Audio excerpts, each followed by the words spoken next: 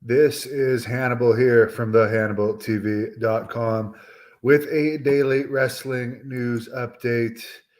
Everyone was talking about the Raw 30th anniversary where Undertaker whispered something into Bray Wyatt's ear. Bray Wyatt didn't reveal what it was, and Undertaker has since stated that he just basically told him his phone is always on if he needs to talk to him about anything or run anything by him.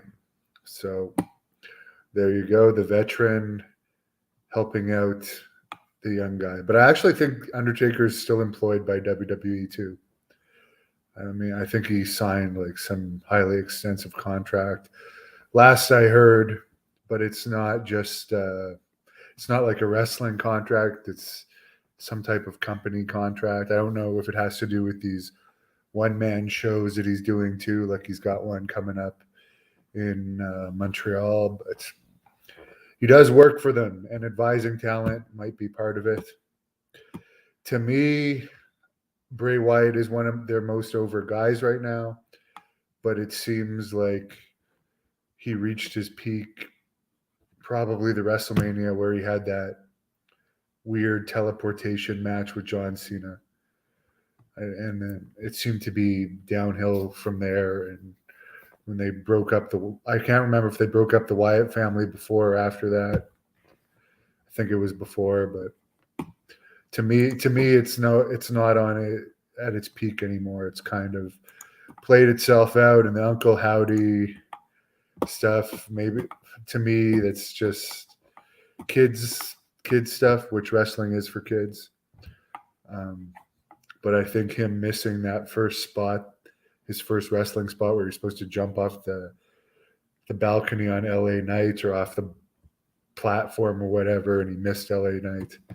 That's kind of like a shockmaster type thing. But anyways, NXT was down in ratings this week, did 0.11. WWE wished Jerry Lawler a speedy recovery. Apparently, they mentioned Lanny Poffo's death on WWE TV, but they didn't put up a graphic for him or anything.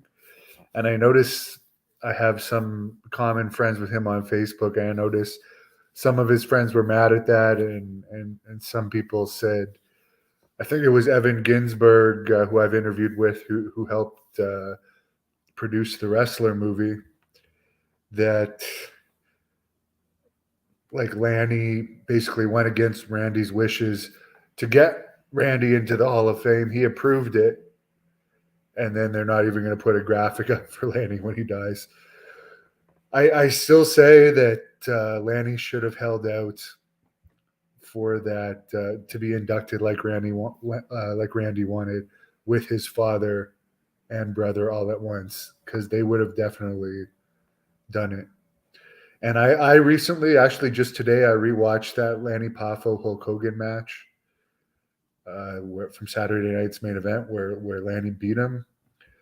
And by the way, that's the most entertaining match I've seen in a while. Good match. Lanny plays a great villain in the match.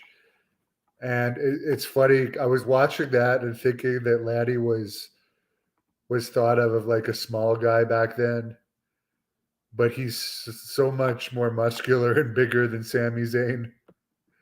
And like, it's just funny that Lanny was small back then. He wasn't considered like big enough or muscular enough to be a main eventer, but he did do some main events like in that case. But today the wrestlers like don't even look like they work out, a lot of them. Like, as I said, Sami Zayn, his biceps are smaller than Ariel Helwani's when I saw a picture of them both down like that. So it's just funny how times have changed. That's why I'd rather watch YouTube wrestling. I also watched an interview with John Morrison today that he did with one of the girls that works for Wrestling Observer. I forget her name. But he's fighting at the upcoming Creator Clash 2. he's going to have a boxing match. And by the way, for people that say I don't like any of the current wrestlers, I do like John Morrison.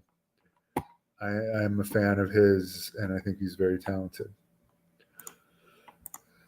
Also, JBL, apparently he's been acting as Baron Corbin's manager since October, and he's not doing it going forward. Apparently, Baron Corbin hasn't won a match since November 14th, and that includes house shows. So he's lost 17 straight matches. It's funny that in the old days you would wrestle like sometimes 7 days a week, but even in like the 90s, it was like 4 or 5 days a week. And since November 14th, he's only had 17 matches.